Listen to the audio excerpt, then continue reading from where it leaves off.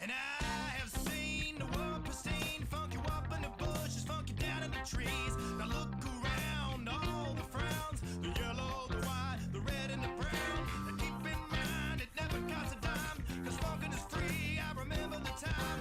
Now look today, the streets are gray, time to take it back to yesterday. Funkin' in the neighborhood, I felt the fool cause the funk was good. Funk you in the city,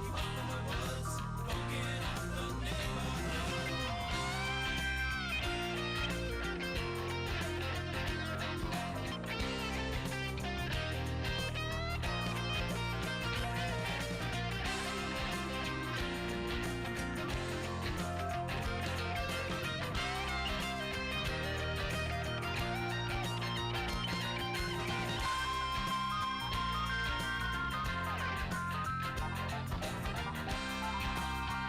I felt the fool cause the funk was good. It was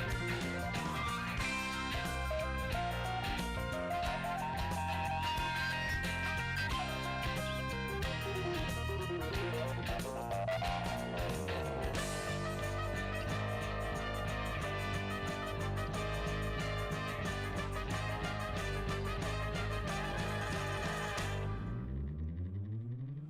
Funkin' up the neighborhood. I felt full cause the funkin' was good. Funk you in the city, funk you up in the woods. Funkin' up the neighborhood.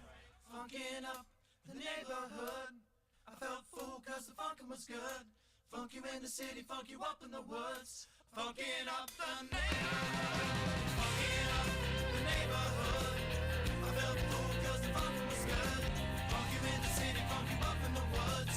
Funkin' up the neighborhood. Funkin' up the neighborhood. I felt full cause the funkin' was good. Funk you in the city, funk you up in the woods. Funkin' up the neighborhood.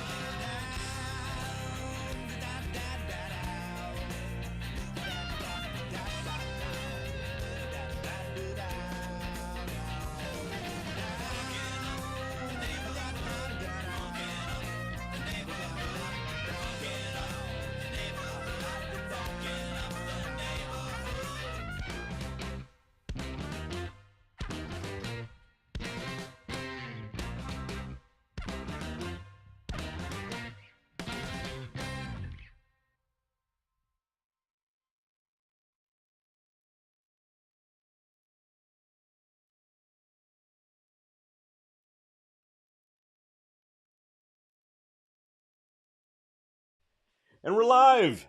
And there's my kid. And we are back. I'm Wiz. This guy's David. That guy is Lachlan. And Matt Harmon is not with us tonight. He said he's sick. So Lach is going to be filling in. Yeah.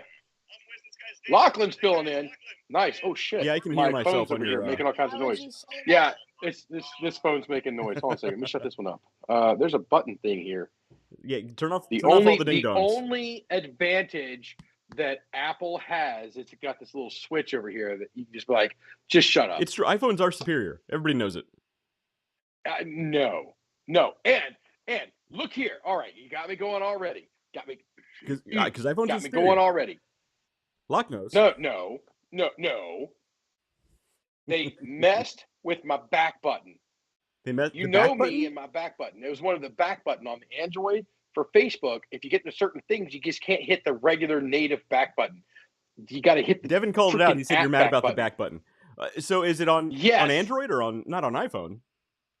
Yeah, well, iPhone doesn't have a back button. iPhone has every app gets to place its back button where it wants. But in Android, you've got a native back button to the operating system, right, that allows you to go back out of anything. Because you know, and now Facebook has removed it. iPhone users are smart enough to know to look around for an arrow that points that way. Like we know. Okay. That back button looks here. like. Where's my camera? It's on this end. Oh, it's on this end. Okay. So here's the phone. Here's the phone. Okay. And that's my hand. Right. Okay. That's my hand. Well, it's not our fault that you're shaped like a gorilla. No. I have big hands, and I still I don't have a thumb that reaches out to here. Much to my wife's displeasure, that allow me to just hit the back button up here from this corner to that corner. Give me back my back button. It's usually on it's usually on the bottom, and two, my hands are significantly smaller than you since you have elephantiasis. Yeah, you got the little carny hands. I don't seem to have a problem with it. Hands. Okay. No, so the back button's up here. My thumb would be down here. See you later. So first of all, no, poor Lachlan. I don't know of a single app on the iPhone where the back button is at the top. That's just a weird place to put anything. I'm literally iPhone right there, back button. Secondly, back button. You know, most apps you can just swipe, and it'll take you back.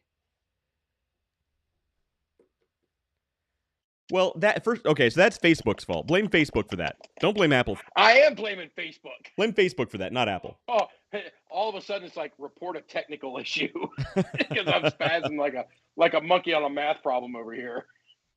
No, it says you have a small iPhone, so that's your problem. Is it? I don't know. You have a small iPhone and a big Android. Okay, so here's the Android.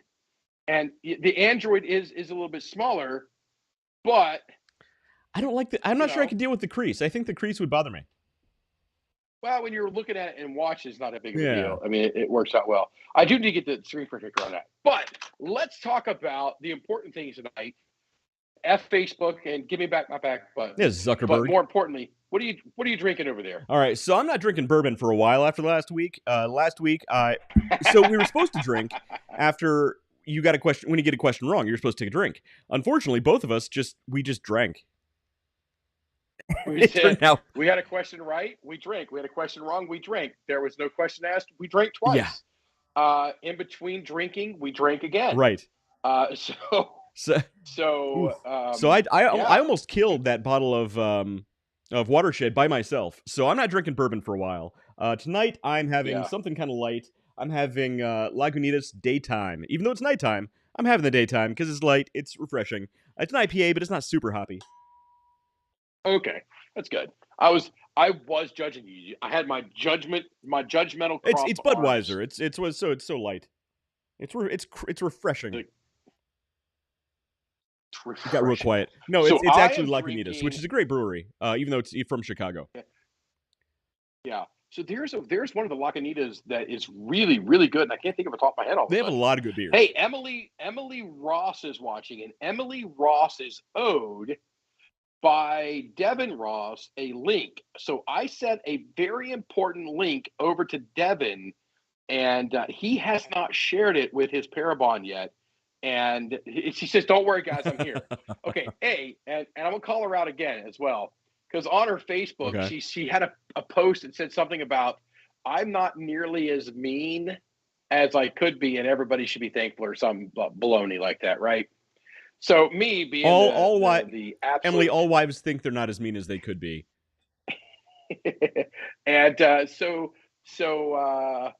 my comment was, go bake some brownies. Don't come out here talking that smack, trying to pretend you're more than a tall Keebler elf. Okay. Fair enough. We do need to have her on, though. We do need to have her on the show. Yeah, that's what we do to our viewers and our friends. We will talk smack to you. It's true. But we do need to have her on the show to talk about her business. And hopefully, while you're in town, David, we can have her live so she can bring us some samples. Yeah. We got to sample this stuff live. Okay, so here it is. Hold on. Let's. Hey, Emily, we're going to make a date with you right now. Let's see. Devin says he didn't get a link. What am I looking for? A calendar. Devin says, Dave, no link. Devin got the link. Devin's afraid to share the link with his wife. And to be honest, he has a little bit of... I mean, that link came from me, so it's probably not the best to click on. There's a reason why we're not going to put that link in the comments here. Yes, it's a reason why I haven't said it. Yeah. But I do it to people. I'll be talking to them, and I'm like, hey, how do I get to this or that? Or what's the thing for this fire code or that fire code? And I'll drop this same thing. Every time I'll drop it into them. And sometimes people click it. Sometimes people don't. Sometimes they catch it. Sometimes they don't. And when they don't catch it, oh my Lord, the hilarity that ensues is it's priceless. Yeah, and how many people have been fired because you sent it to them on their work computer? I don't know. I don't keep track. That's their problem. Don't be dumb. So next week is the week of the 17th. The week after that is Thanksgiving. And John, that is what he said, yes.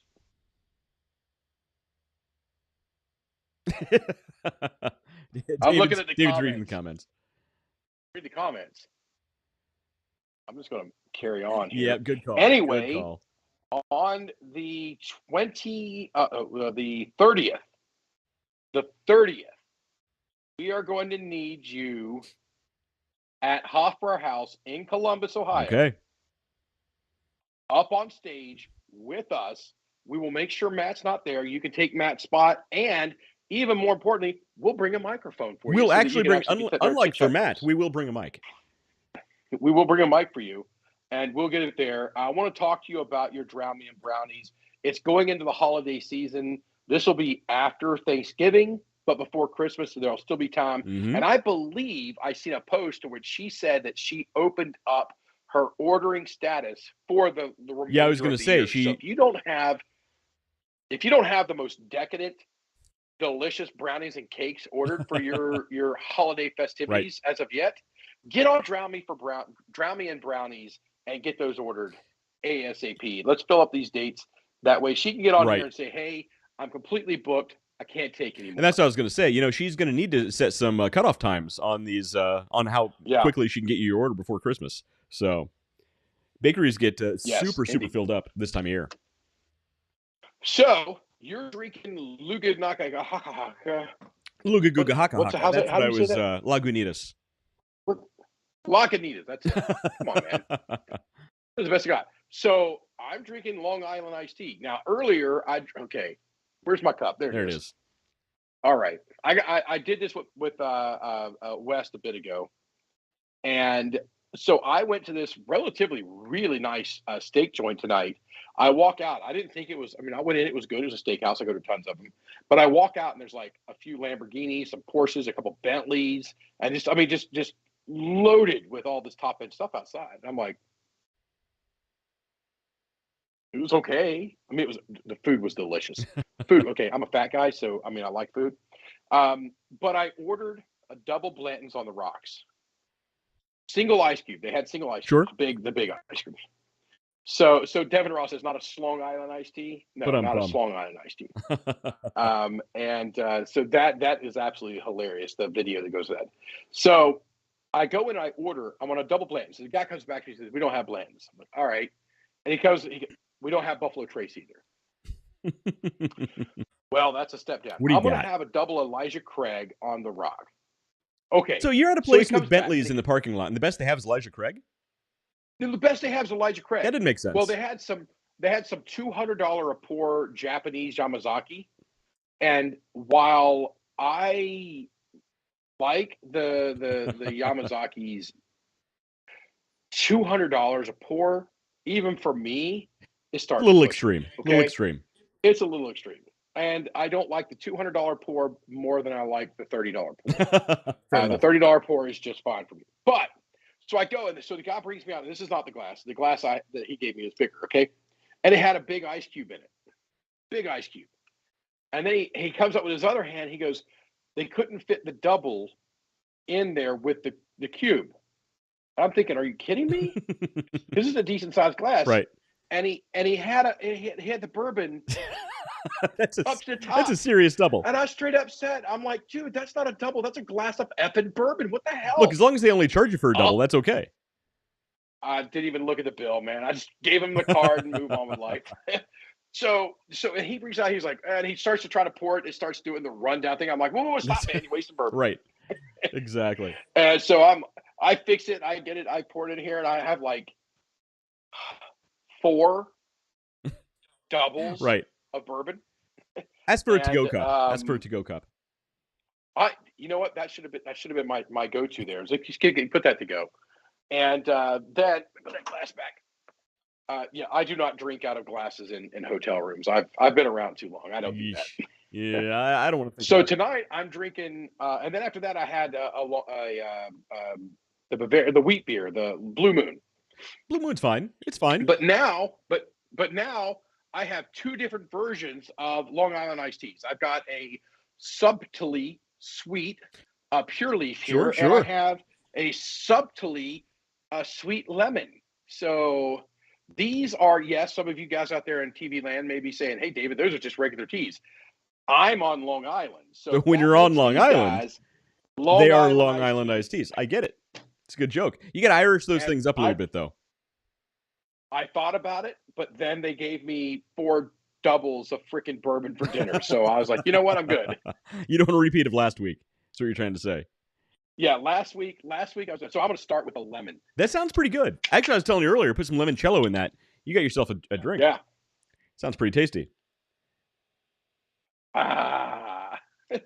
Not getting clattered. Love it. There you go. It's a lovely flavor. So that's my Long Island iced tea. It's an iced tea, and I just happen to be on Long Island. Well, Shelley Webb says Long Island iced teas are her favorite. So, oh, nice. I bet she means something different than what I'm talking about at the moment. Probably. John Calendar for the win. Call this straight out. Amateurs. It's true. Yeah, I'm sure John could outdrink either one of us any day of the week. I have no doubt. I don't think that is true. I do not think that is true. He can outdrink me a whole lot. I would like to see the two of you in a drinking game. John, when David comes to town, we're going to make this happen. You versus David in a head-on drinking game. We're going to make this happen. We're going to make it happen. Yeah. Yeah, that's going to be good. That's going to be good. That'll be a good time. Emily Ross is really looking forward to that trip. So, Emily, that's the 30th. So, I'm going to be in town that whole entire week. John Calendar says Dave wins that hand down. He says hands down. I'd still like to see it. So, yeah, it would be fun. As long as I'm not involved, I want to see it. So we come in, I go in on the 25th, and I'm thinking about extending my trip one more night because our good friend, Matt Harmon, is going to have some art in a show, but it doesn't start until the 2nd. So I'm there from the 25th to the 1st for tons of business stuff. Most of it in Central Ohio, but some of it down in the Cincinnati-Dayton area. But I'm thinking about extending my trip just one more night so that we can show support for Matt Harmon. He has some really good art that's going to be in you know more about what it's called. I mean, you went to that school. Yeah, so it's Columbus College of Art and Design. He's in their photography program, and his work is actually, I don't want to say actually really good. I mean, he's a good photographer. But the work he's doing it's interesting. It's really experimental stuff. What he's doing is he's actually electrifying photographic paper in different ways and then printing it out. It's a whole thing. And he has some work in the show there, and he's about to get some in a gallery, I understand, as well. But we should get that link, drop it in the comments, because I want to go too. I think it's going to be really interesting. So looking forward to seeing it. Yeah, I think it'd be really cool. Plus, he made the shenanigans. Just drop that right on there. Wait, no. What happened there? But anyway, he named it the Ohms Project. So, of course, my supportive ass had to let him know that his project would be better suited for, I said, ohms is a measurement of resistance. Yeah, I was going to say. Voltage is what you have there. And he comes back and says, I hate the word volts. Well, I mean, he should have called it the Tesla project. Technically sort of counts because, the paper and the different conductive materials he's putting on the paper have different levels of resistance and add different patterns to the paper. So this is Nikolai Tesla in his lab. Nikola. And tell me, I'm from West Virginia. I'm going to call it Nikolai. Tesla. Nikolai Tesla, and that's in his lab. Tell me that is not exactly... so Dave accidentally clicked on the link. So I didn't click the link. I think Devin's saying he accidentally clicked on the link. Hey, Devin, did you accidentally click the link? You need to tell us. Here I am getting all quiet. To see hey, Devin's wife, did he accidentally click the link? Just saying. But what are you saying about Nikolai Tesla? It would be a much more suitable. That would be a measure of current. John Calendar is an amp. Would that not be amps? Yes, that's what John said. Measure of current. Yeah, it's not amps. So would that not be amps? Amps is a measure of current. This is a measure of voltage. So in that room with Tesla, that's a display of voltage. That's not a display of amperage. Right, but that's also not what Matt's doing. He'd be dead. But that's not what Matt's doing. Yeah, but Matt is displaying voltage, not amperage. Not necessarily. It's a combination of voltage and the resistance of the paper and the conductive materials that he puts on the paper. Yeah, that's Tesla. That's not Matt Harmon. That's it.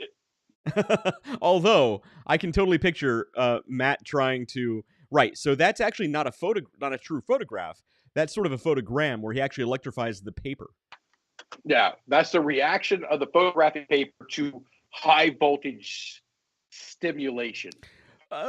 Passed through a conductor. Passed through a conductor. Shh. I was focusing on the word stimulation. Back to Devin Ross on that. Yes. Devin, did you find he it says stimulating? No. Man, I get that a lot. I need to shake up my Long Island iced tea here. That's usually how I drink it. I'm kind of sad I got a Red Bull over there too, but it's almost 9:00. So yeah, there you go. All right. We have a topic. I remember you sent me a thing. I sent you an agenda, but while you look that up, I got a couple news items I think are fairly interesting. Thought you'd be interested in. Shoot the thrill. All right. So the first one is one that I think is pretty interesting. Emily says she just wants to know what the link is. Ask Devin. Ask Devin. www.askdevin.com. Yeah. So Emily, there's kind of a rule that you shouldn't break is looking at somebody's search history. Go ahead and look at Devin's search history or internet browsing history, and you'll see what the link is. Yeah, he's probably over double clicking the mouse right now. And triple and quadruple clicking. Let's move on. That's American Pie callback from like 1998. We're old people, David. From what I heard, come on, man, you've got to vet what John puts on the screen. It's true. Man. It's true. John, you're killing me here. You're getting me in trouble. All right, let's move on.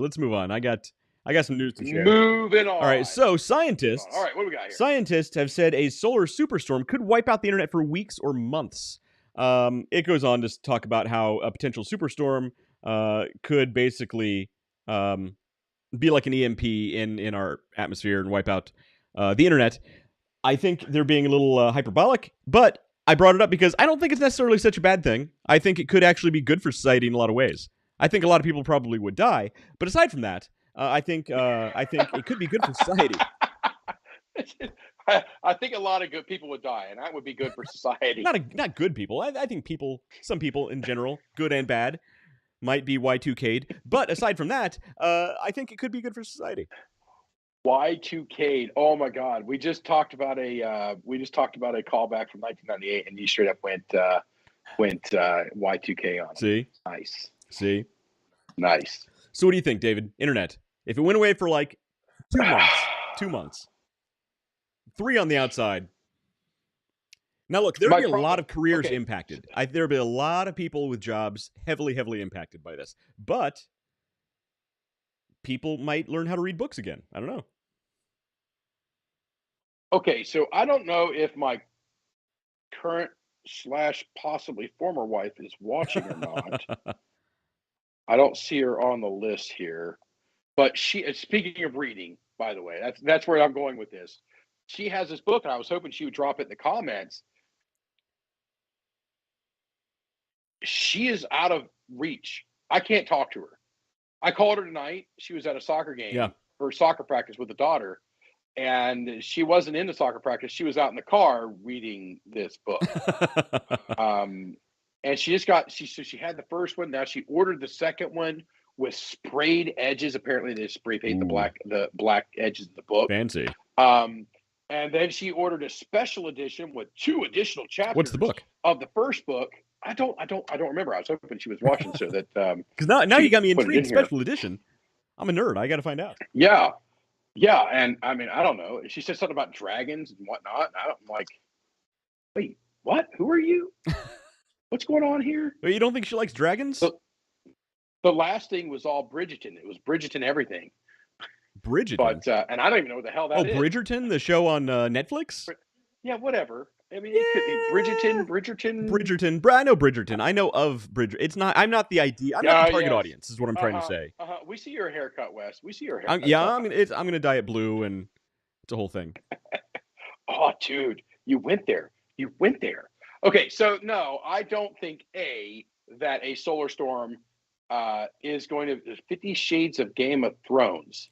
I'm sure is a thing. You know what? I think that is what she's reading. Probably right pretty now. close. And Devin says Usually, Brickleberry. I just call that the 50 Shades of Dave. Usually, I don't want to put those two thoughts together. That's all the ladies No. need. The 50 Shades of Dave. No. But no, I do not believe that a solar superstorm could wipe out the internet. I'm saying for hypothetically. weeks or months. I don't think it could. I don't think it could or would. Let's say that it went down. Yeah, let's say hypothetically it went down for like 2 some months. reason. Now look here. Now they say the internet. They don't. I'm sure they break it down into tiers of the internet. But let's say the whole interconnected computer world went down. We're all the way back in like 1970 for like 2 months. But see, as a guy who understands the infrastructure of our communication system, I know that copper telephone lines are really a thing of the past. So communication would essentially be removed. Right. That's there it. Exactly. There are a handful of people at Frontier Communications. There's a handful of people in AT&T. And Verizon is sans the whole thing. Okay, so we'd be in 1900. Let's say 1900 for 2 months. Yeah, I mean, so we wouldn't if the internet went down, we would not be going back. John has a pretty good comment. I'm not sure if I should put it up, but I will. How will our educators make money without OnlyFans? Because all the teachers keep getting caught with these OnlyFans accounts. Teachers, cut it out. What is the problem? Teachers, keep it in your pants. If the teacher wants to have an OnlyFans, I don't have a problem with that. Teacher wants to have an OnlyFans. You know what? I think there are certain industries where it's inappropriate because students will find it, and and I don't necessarily agree with them. I'm just saying. Are they going to pay? Are they going to pay the subscription? David, I'm just saying that there is a thing where a lot of companies. You don't have to agree with it. I don't agree with it in all cases, but a lot of companies do have ethics policies and code of conduct policies. Right? So hypothetically, if you're working for Disney and you go out one day and you start talking trash about Mickey Mouse and Walt Disney and saying this thing about and saying this thing about that ethnic group or this thing about that country doing war somewhere in the world that you like or hate, they can fire you for breaking code of conduct. That's a thing. And I think teachers have that. Good news, I don't work for one of those companies. Which is why we don't talk about politics, because eventually one of us might want to switch careers or switch companies. So, yeah, I keep telling people one of these days I'm going to go into politics. I mean, that's just it's just literally. David, if we did a political show, I'll bet we would be huge and monetizable by now. Yeah, well, I'm already huge, but that's just in the belly. I mean, I wasn't going to say it. Hey, you didn't have to. It got to the room first. Ooh, ouch. Anyway, ouch. So like I was saying, we would not be warped back. Let's say you lost the internet. We're not getting warped back to early 1990s or 1980s or 1970s. The infrastructure that was there for that time frame doesn't exist anymore. You'd be back in 1900. We're going back. In a communications world, we're going back further because it's just not there. Right. You know what? Somebody needs to go buy the Pony Express right now because they're going to be needed.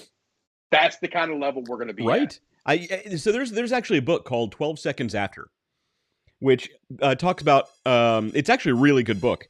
It talks about if a country it never got into who the country was. I think it did in the sequel. I never read that one.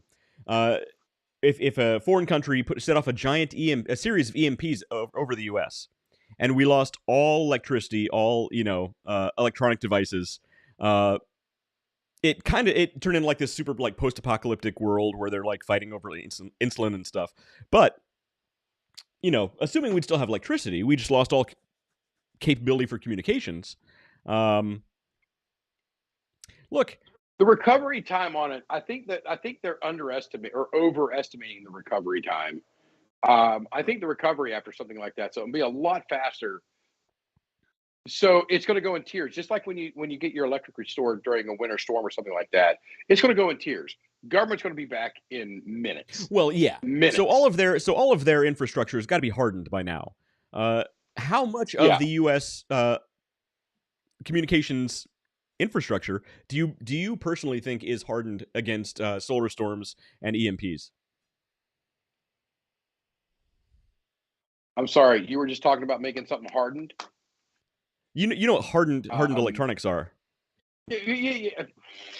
Yes. I was just making an inappropriate comment there. So how much do I think?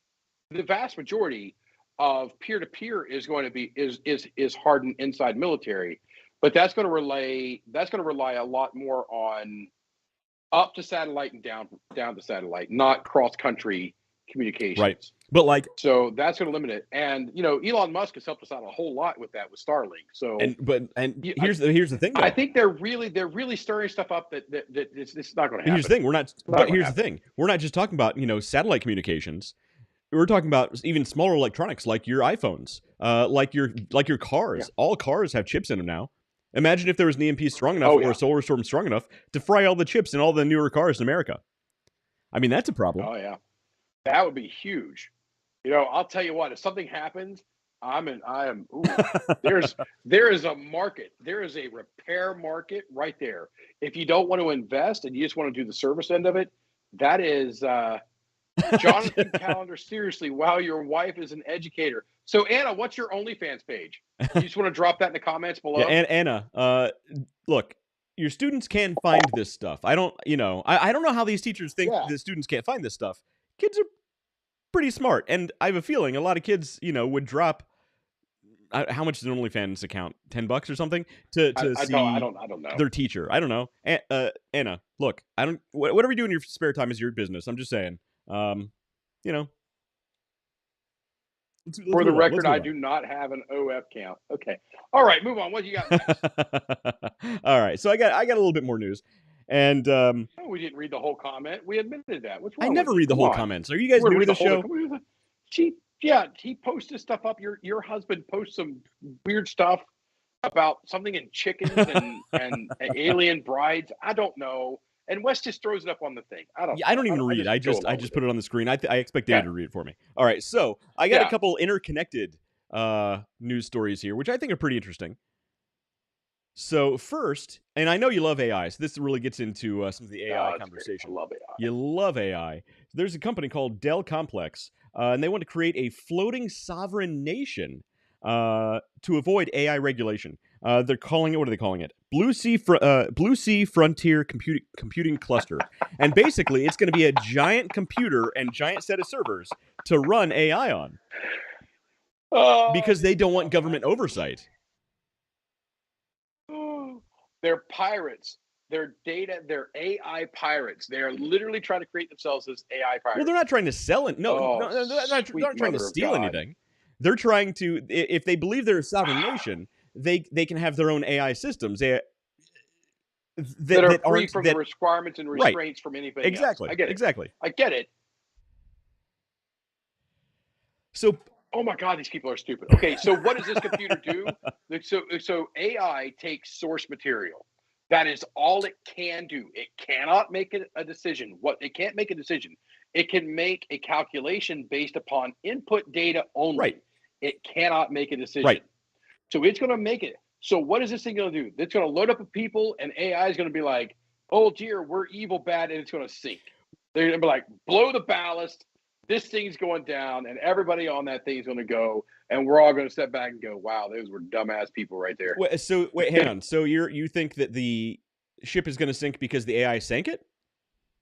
Yeah. The AI is not going to be in charge of the ship. Actually, it can't. The AI is not going to be in charge of the ship. But no, Wes, you tell me all the time that it's got it in everything. Well, that is a connected article here that we're going to get into in a minute. But this specific ship is still going to be manned by an actual human crew, I assume, at least for a while. But here, so there's this story, and I think this story is directly connected to the next story.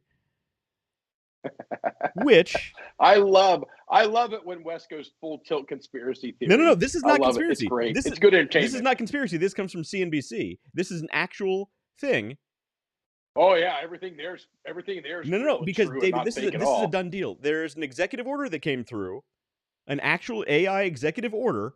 It didn't come from AI. It's about AI, where AI companies based in the U.S. or who want to operate in the U.S. are going to be required to be regulated by the U.S. government. And here's the thing.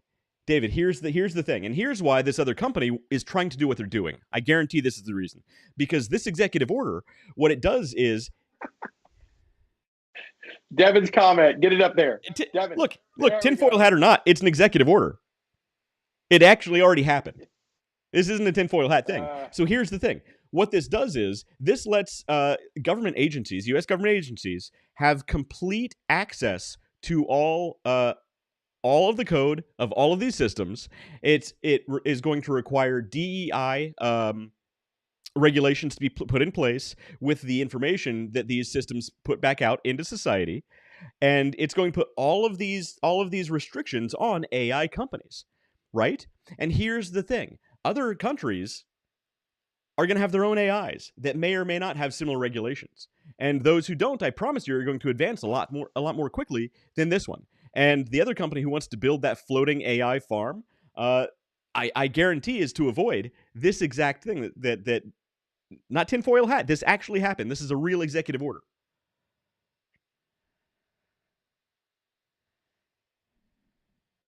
Moving on. There's no way that I could talk about this without it immediately going political. There's no way. I agree. But this already happened. So everybody, this is what's happening in the world. Just because it happened doesn't make it not a tinfoil hat experiment. How's it? What's tinfoil hat about it? Because in order to come up with something like this, bro had to be rocking a tinfoil hat. No, David. No, this is the government saying we want control over this technology. What the hell? We've already got to keep track of what John Calendar's putting on the screen. Do you want to go in that same category as well? David, there's no tinfoil hat here. This is a government agency who wants control over this potentially world-changing technology. Now, look, you say it's just an algorithm. It's not an AI. Can't make a decision. But David, hang on. It's still super advanced. These are still super advanced algorithms who are making massive decisions, and a lot of people, like it or not, are getting information from these systems, David. And if there's a governmental agency, have you been watching lately the number of wrong answers that AI has been generating? And they're getting better. But here's the thing. The more systems integrate with the more systems that integrate with these AI chatbots, that's what they are. They're a chatbot. They integrate with these chatbots. Guess what? The more people believe what they spit out. If a government agency has control over what they're allowed to spit out, do you think that's going to make the free exchange of information better or worse? More free or less free? Again, it's not tinfoil hat, David. This actually happened. Walking away from the political implications, and there's no way to make a comment about this without it being taken politically. Okay. So, on to the next article that clearly has nothing to do with anything else and talks about business or boobs. Yes, take absolutely. Business or boobs, that's all. Well, there's a second executive order that will allow the FCC to have complete and total control over the internet. And the FCC commissioner says that it is a sweeping, unprecedented, and unlawful order. But guess what's happening in the world right now? And these three things are not connected at all. I'm just look, and not tinfoil hat. This is actually happening. They're not connected at all. So what's this chick?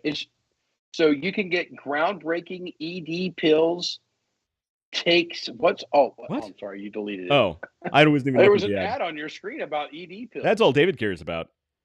David, what you do in your own business, I was just wondering, what you do in your own time is I was just wondering, not... hey, your targeted ads was all about erectile dysfunction. Yeah, no, Nikki's a lucky lady. I'm just pointing out the headlines here.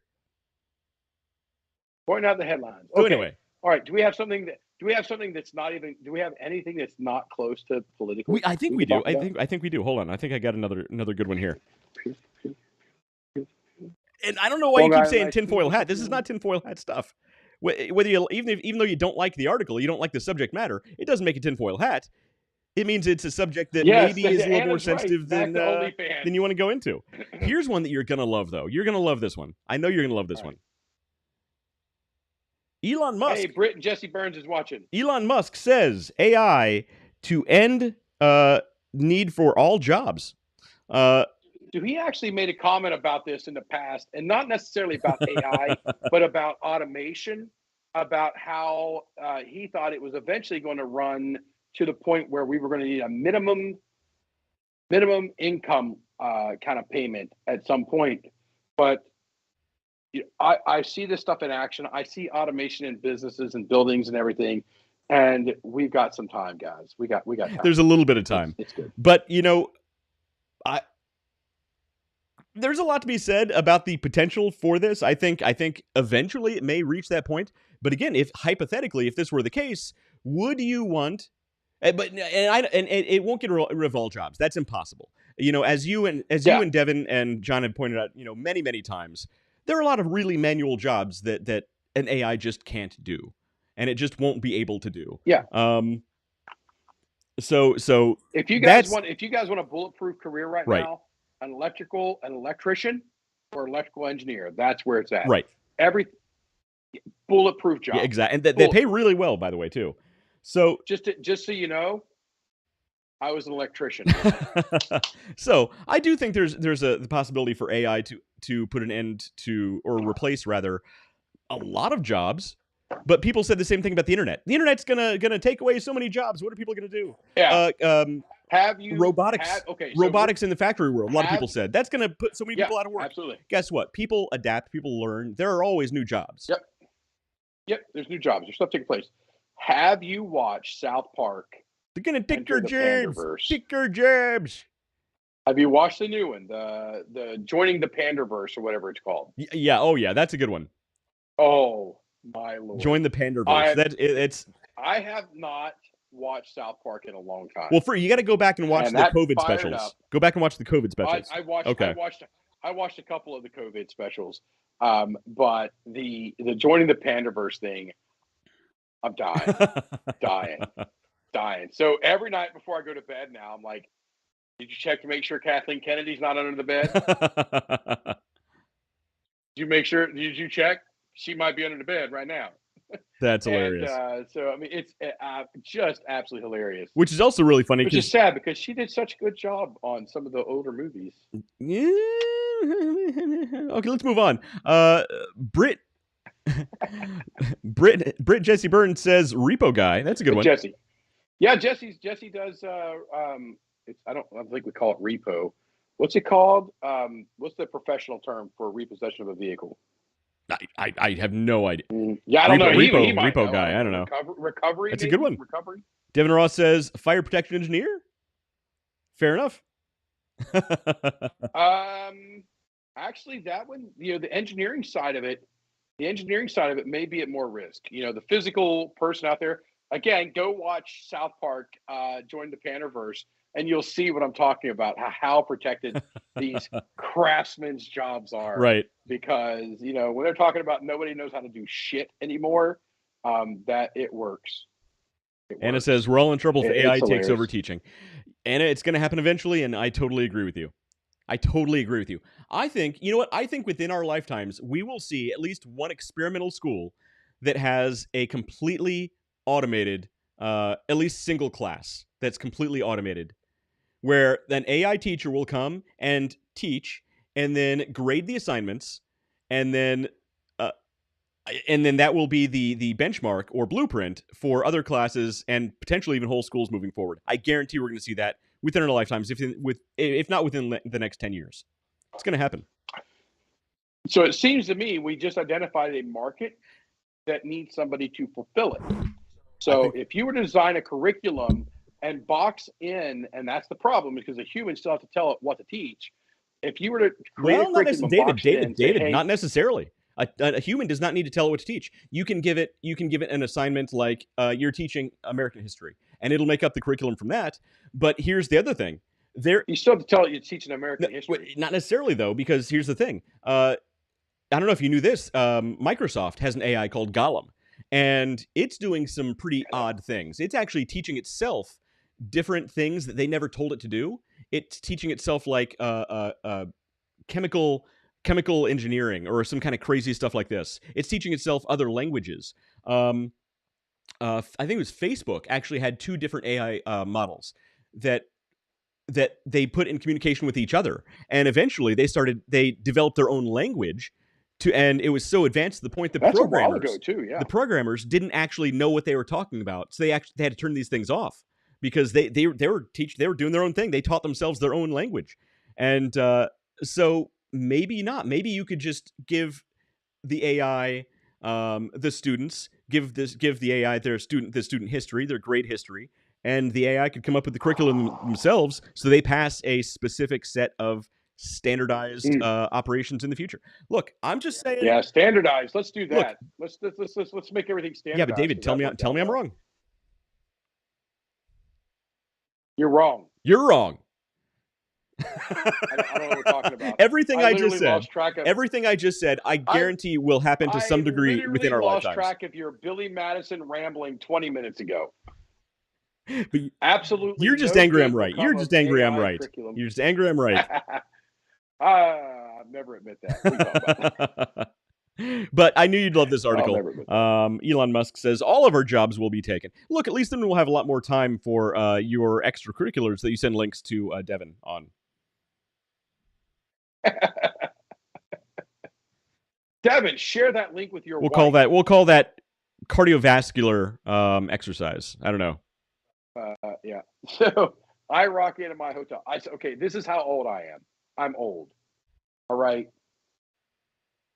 I have no idea how I did it, but I pulled a muscle in my back driving through New York yesterday. I've driven with you. I can believe it. It was a pretty easy drive, man. It wasn't nothing. And I get in town as I'm getting through. I'm coming across the George Washington Bridge across Manhattan, right on the kind of the north side of New York City. And I'm coming over because I'm not going into Manhattan this time. I'm over on Long Island, and I'm cutting across, and all of a sudden my back is just like, man, what the hell is that? And I was like, I lifted my arm up, and I'm like, ugh, and the wind gets sucked out of my lungs, and I'm like, oh my god, what did I do? Mm-hmm. Like, am I that old that I might have looked to check? Oh, there it went. See, that's bad. I looked to check traffic or something and threw my back out. I am old. Yeah. So I come in last night. You were talking about getting the blood pumping, and I'm trying to change the subject away from porn. And so I take a pillow and I roll it up on the bed and I put it behind my back and I lay across it like a turtle on this thing with my arms out, and I'm trying to just get pressure on this spot on my back. And it's no laughing well. Old man. Yes, that is absolutely true. This is true. And so I've got this thing here, and I'm laying down, and I get a text. I'm texting. I lay my hands back out, and a text. And I was very old. Hey, Matt Hamlin says, "Hey, strangers, long time no hear from." Yeah. We need to get him on the show too. Yeah, we've talked about his business for a long time. He's doing some good stuff there. Yeah. So I think he just either re-wrapped or actually reposted a wrap he did on a Lamborghini last year or the year before. I don't remember what it was. And I still, every time I see that car, I'm like, damn. Yeah. Do I want to get another Corvette, or do I want to buy something like a Lambo or something along those lines? Well, your Lambo, you could park it in one of your three multiple garages you have, right above the one that's right above your monocle collection, and one of your multiple I do not have wine cellars you know down what there. I'm going to do? You know what I'm going to do? I'm going to start looking for a freaking monocle collection box just to put it up there. Just to put it up there. He needs another work, and I'm very interested in learning. So I bought Noah some wrap for his Jeep or Mustang or something. I bought it for him to wrap it himself. That would be impressive. Yeah, with all the stuff. Okay. And he did a decent job, but it's crazy. So Matt Hamlin said he's doing an Aston that would be Martin cool. Vantage I'd right now. love to see photos of that. That is a beautiful That's car. cool. Beautiful, beautiful car. What color are you wrapping it? And here we go again, all dead silent, like you can build an right. Exactly. So there's like a 30 second to 2 minute delay between one. If Noah comes home over the summer, like an extended break or something, he ought to work under Matt for a while. Yeah, it might not be. Well, I mean, Matt's down in Huntington, West Virginia area, and we're in Syracuse, New York. So it'll be a commute. It'll be a commute. Yeah. Satin charcoal metallic gray. That sounds cool. Satin charcoal metallic. Okay, anything that says metallic is the beginning of Metallica. So he's sold. Yeah, that's all you need. Yeah, I'm sold. I'm sold.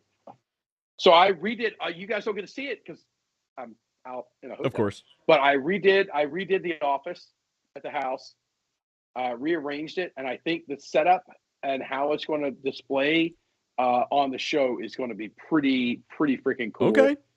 I can't wait. So I'll be back there next week. So we'll definitely be doing the show live from there next week. That sounds cool. Should be pretty good. Yeah, looking forward to seeing that. That's awesome. Pretty cool. And I got some before and after pictures because I did clean the carpets with Bentley's Pet Supply stain remover carpet cleaner. There you go. Well, it's not carpet cleaner. He's been getting he's been posting a lot of the really good reviews he gets on like Amazon and his Google reviews.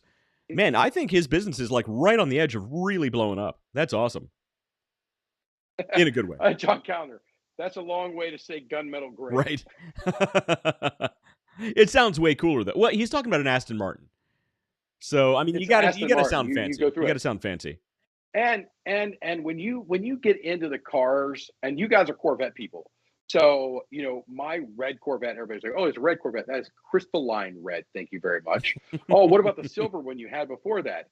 That was Sebring silver. Thank you so very much. Well, you had that C3, that 1968 Corvette, the brown one. I'm like, that was called tobacco bronze. Thank you very much. So the name of the color really matters to car guys. It really matters. Actually, yeah, to car guys, and especially when you niche down in the car and you say, "Hey, this is my car," the color and the name of that color really. You got to say the specific color of that car, and it has to match production colors of that car. Otherwise, it's not real. Devin Ross. If the color is at least 6 words, it's not fancy. It's true. It's true.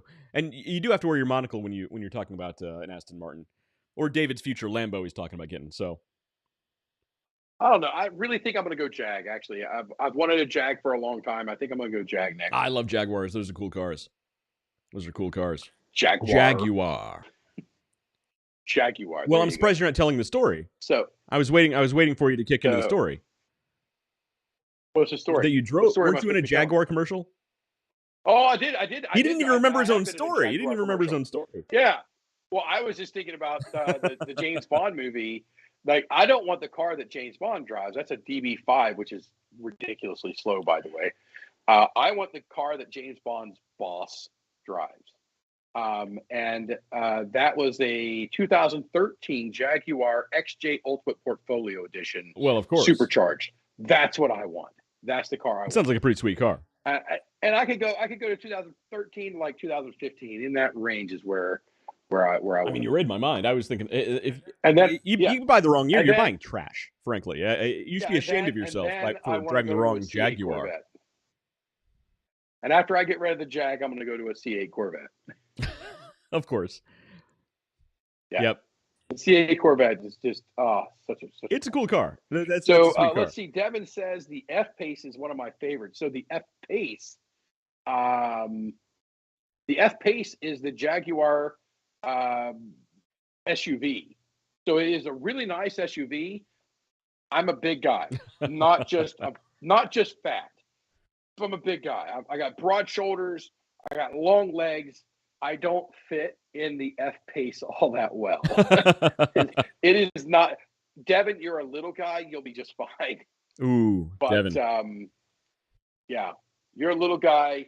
You'll fit in an F-Pace with no problems whatsoever. But for me, in an F-Pace, it doesn't work. He says it in its class. I meant. There you go. And Noah Leffingwell is looking to buy another Mustang. So if anybody's willing to sell, call Noah Leffingwell. Don't call him. He has no money. But he has a rich dad, so that counts. But he does not have a rich dad. He has a dad that's broke because his ass is in college, keeps spending all my money. Fair enough. That's probably true. Yikes. College is not cheap. All right. A 1961 Ferrari California. John Calendar. The only acceptable car besides the Corvette is the 1961 Ferrari California. I have no idea what that means. You might as well just be making up words. Devin Ross, he's right. I'm 5'7". On a good day. Yeah, on a good day. In his platforms. Look, Devin, I'm 5'7" too. He makes fun of me. He's like Facebook Marketplace in our freaking channel up here. What the hell, bro? Stop that. So we actually have a topic. We do have a topic tonight that we haven't even gotten close not to. even remotely. And I think it's one of the most important things. And even before we get there, I have another tangent that we're going to talk about. We're going to talk about micro influencers a little bit. You all right with that, Wes?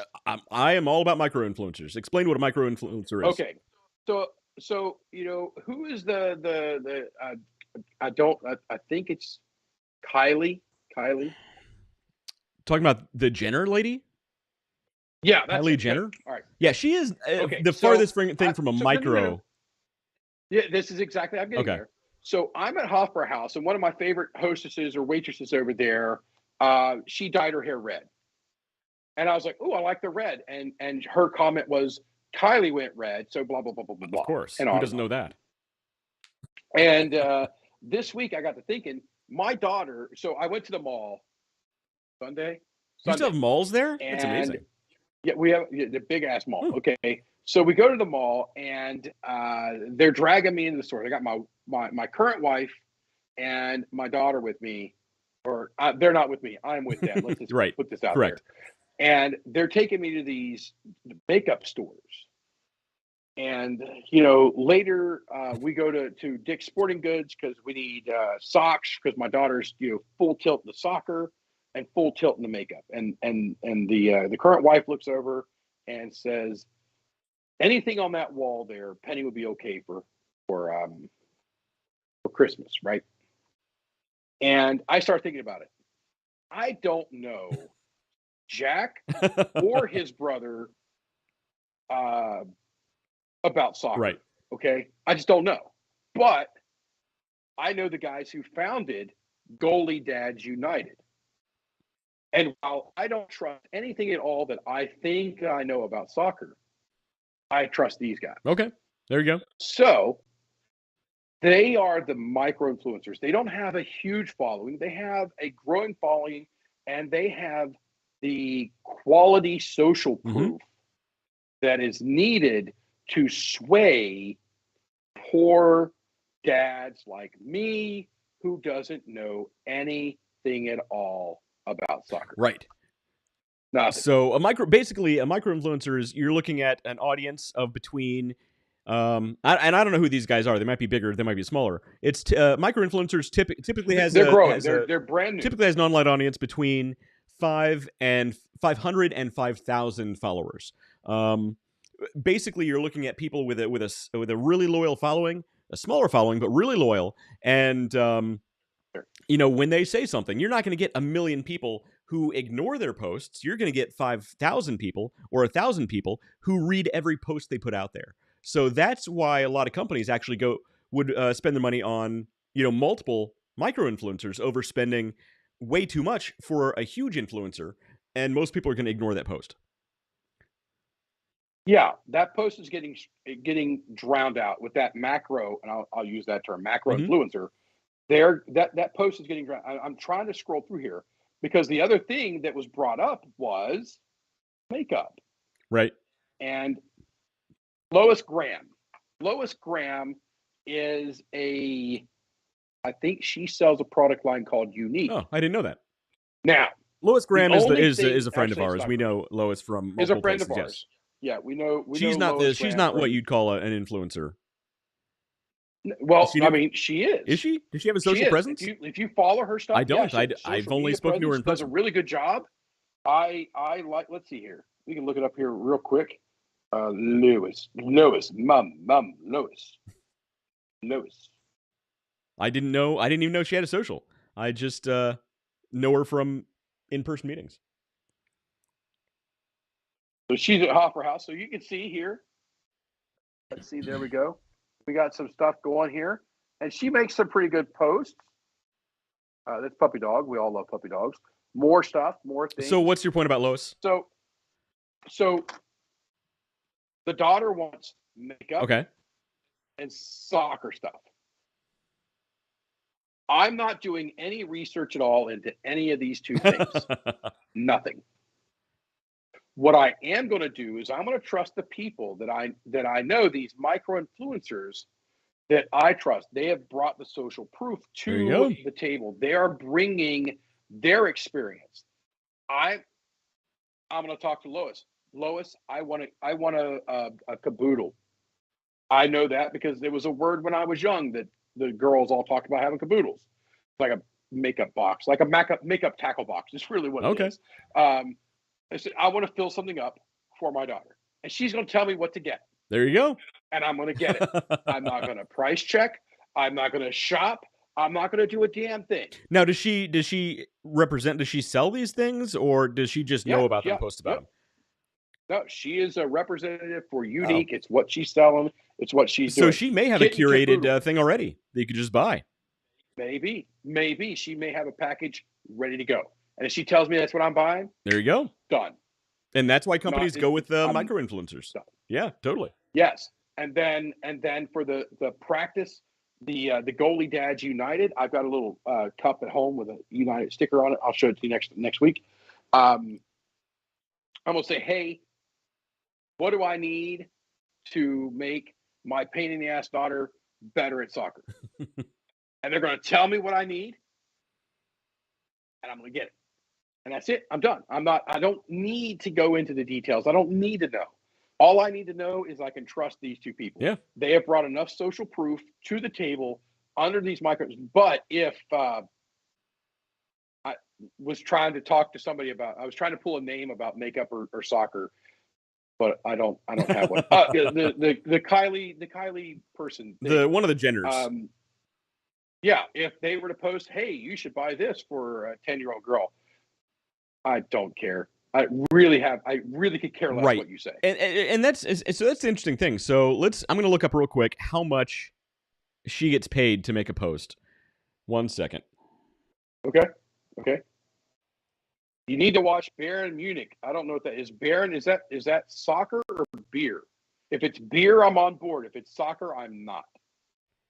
Okay, so Kylie Jenner, according to Forbes, was is the second biggest influencer, earning $1.8 million per sponsored post. Wow. So the thing is, though, you're right. Dads aren't looking to Kylie Jenner to tell them what to get for their daughter, hopefully, because if so, your daughter is in bigger trouble. But yeah. What you're going to do is you're going to look towards the micro influencers who actually have a more loyal following and you actually trust more. Do you actually trust that Kylie Jenner is drinking, some protein powder swill that she's taking a photo with? She's not drinking that. No, she's got a catered chef dealing with everything that she. On top of that, why can't I make it go? On top of that, most of her following is completely ignoring those posts. Now, she has a huge loyal following who will buy everything she puts out there, but you're also paying $1.8 million per sponsored post. If you do want to market a product, you're much better off using a micro-influencer. You could probably save 50% of your marketing budget there. So at one point, that's $900,000. So we got $900,000 that we could take and make a more of a direct impact by putting that into multiple. Even if I had $2 million for a sponsored post, I would much rather find 100 micro influencers. 100 micro influencers, each of whom has a very loyal following, before I ever went to one macro influencer. Yep, absolutely. It's just I don't get it. I don't understand it. They are foosball, but their home beer is Polliner. I do like Polliner beer. Polliner's pretty good stuff. So, I mean, there's some attraction, but it's still soccer, so I'm out. And John, I'm not putting in your next. And for that reason, I'm out. Yep, John, I'm not putting on your next comment. But we do actually have a main topic. What we got? You can read for yourself. I can't read it. I don't see it here. It's in there. So anyway, the last thing he's got. So anyway, we do have main topic, and it's all about competition. And one thing we've talked about if I could speak tonight, talked about in the past, which is, sorry, complete brain fart while I'm looking at my notes here. Wait, we have Kylie. So wait a minute, Kylie Jenner, that's her name. Okay. Kylie Jenner lip kits are amazing. Just saying. She has made a majority of her money from her makeup line. Okay, so there's makeup. So that's a great example because I don't know who Kylie. if Kylie Jenner was in my room, the only reason I'd know, I'd be like, all right, I need security up here to get this random person out of my room. Yeah, no, she's literally, if she was downstairs in a line, I would have no clue who this person right. is. So she's actually she's like the youngest self-made billionaire or something like that. And okay. I mean, self-made it's a stretch because she did start off on a pretty high level being a Jenner. She kind of got her start being the younger sister, I think, of the other lady who did the porn tape. That's neither here nor there, but Hey, she is share technically that link with your wife. She's technically the youngest self-made billionaire. So yeah, she makes a crap ton of money, and she does have a very, very loyal You know following. what? While I wouldn't do it, while I wouldn't spend that money for it, I would rather break that out and do it just like we were talking about. I've got no ill will whatsoever to somebody who did. Right. Frickin' go get it. Yeah, whatever. Look, go get it. Congratulations to you. If I could make her kind of money, who you are. If I could make her kind of money selling the exact same thing, I would stick my lips into a vacuum cleaner and have them sucked out until they're super puffy as well. So look, more power to her for making that money, man. I don't blame her at all. So, what are you sticking in a vacuum cleaner? You've seen the people with the lips that are all no, like, I have not seen. You do not put that juju on me, Ricky Bobby. You don't know the Jenner lips? Where they do this? You know what? I was just at dinner at this the place, and people have that done. I'm a bit Long Island, of course, and they're doing that, and I don't like it. Yeah, so it looks like so you know when you were a kid, it was fun to like get the vacuum cleaner tube and stick it close to your lips because it would like pull your lips out and you go, and occasionally the vacuum cleaner would get too close to your lips. You and I enjoy different. And occasionally the vacuum cleaner would get too close to your lips as a little kid. And like you'd end up with like this red ring around your lips from the vacuum cleaner, and that's what the Jenner lips look like. It's a real thing. It actually happens. Jenny's laughing. She knows what I'm talking about. All kids who had a vacuum cleaner growing up did this.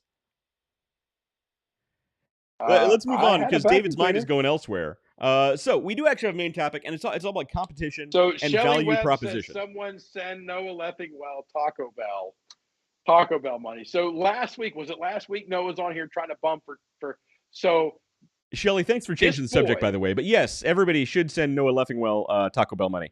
Noah, put your do not. I send this kid money all the time. So I send him many dollars, many American greenbacks, and he spends it like right now. Devin says put your Cash App on here in the chat. I know he uses Venmo, so Venmo. Noah, if you put your Venmo in the chat, I'll put it on the screen.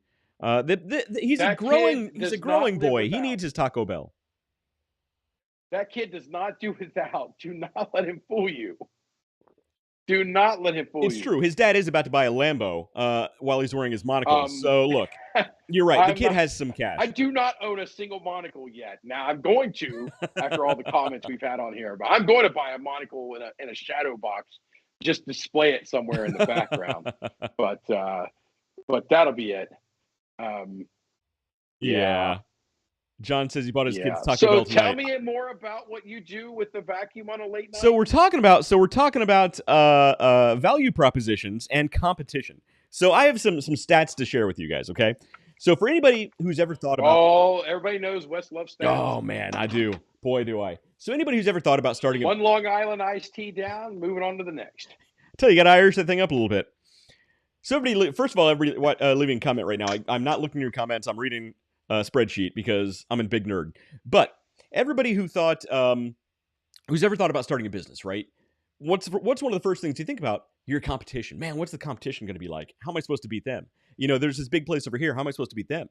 The niche is too big. It's too saturated a market. I can't possibly succeed. And most people, they never move forward because they're afraid of the competition. Let me share some competition stats with you, okay? When you want to talk about competition, there are few industries more competitive than takeout food. Takeout food. It's everywhere. It's on literally like every corner, right? David, let me ask you a question. I'm going to ask everybody to leave a comment. When was the last time you had Chinese food, Chinese takeout? David, when was the last time you had Chinese takeout? I had Chinese last week. And John, no, I'm on beer number 2. Thank you. You had Chinese last week. How often do you have Chinese food?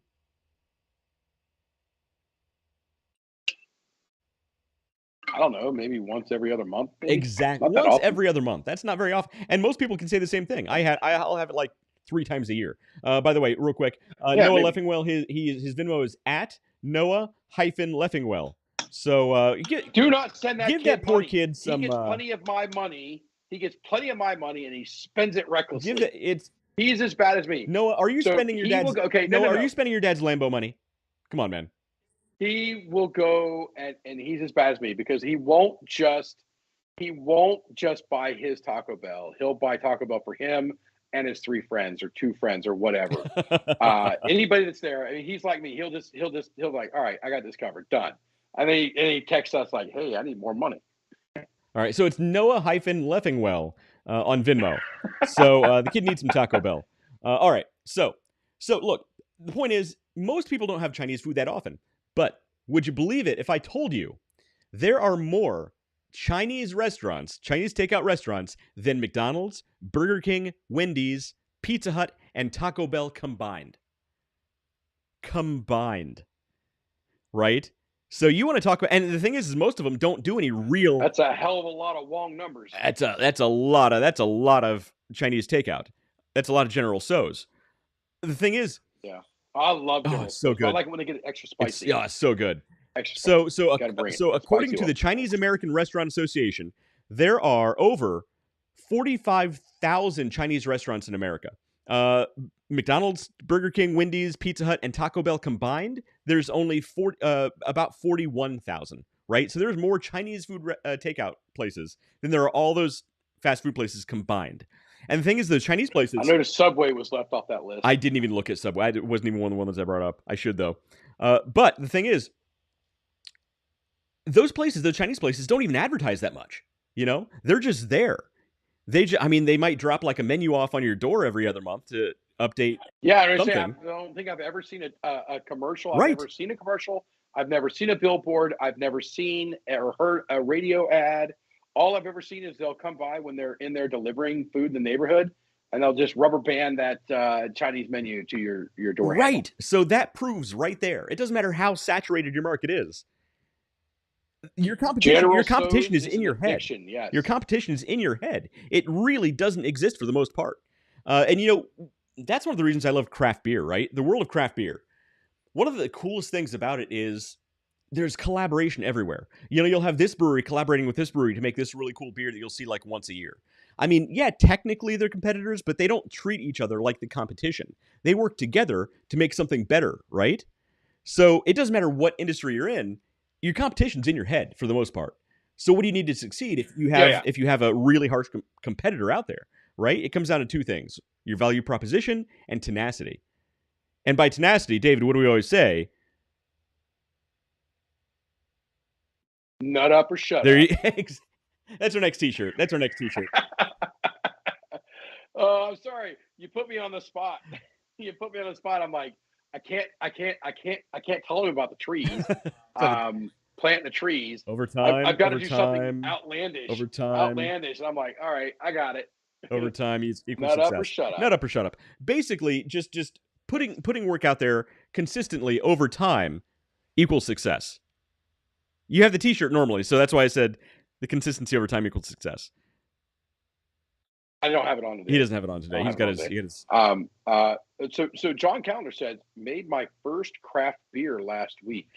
So when will that beer be ready to drink? Yeah, so John, he's actually saving me some grains, and I'm going to make a custom batch of treats for him. So, John, I'm gonna talk about your beer here a little bit because we're not going to wait for the comments. Plus, they could be completely inappropriate.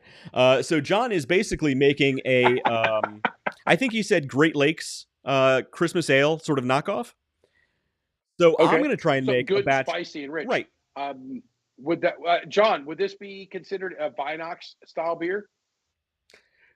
While he's taping his comment, I'm actually going to make a custom batch of dog treats with his grains, and try and make something to go along with that sort of flavor profile of the Christmas ale. So it won't be available for retail this Christmas, but maybe next Christmas I'll have something going there. Nice. Yeah, interesting. Nice. All right, so I'm sure he'll write his comments soon. But so it comes down to tenacity, consistency over time, and your value proposition. So, we've talked about value props in the past. Basically, your value proposition is the reason that you give your customers to come back to you and buy your product and buy your service. You can. A lot of people have this mindset. You build it and they will come.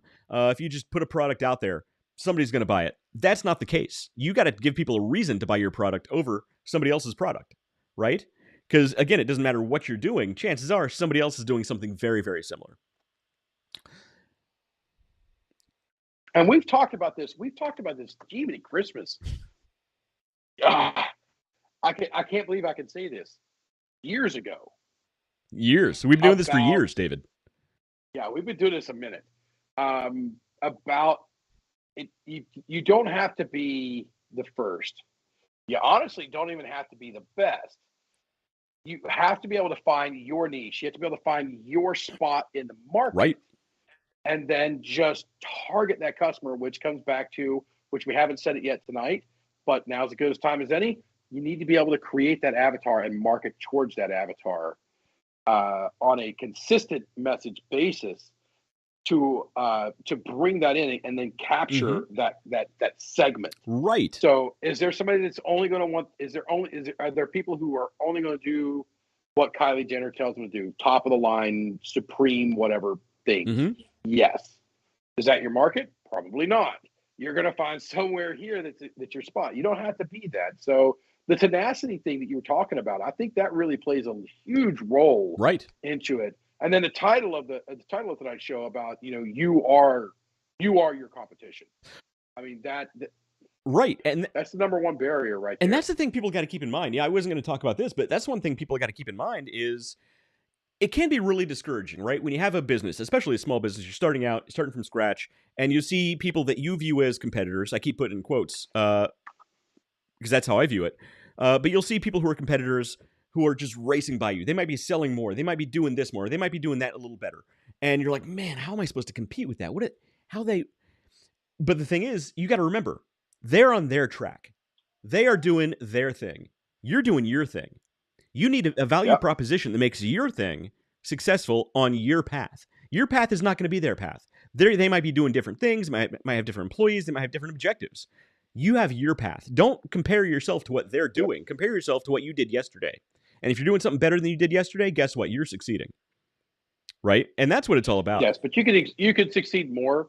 And if you need to do that, just reach out to one of us. And that's why we talk about road mapping and goal setting as well. But that's a different show.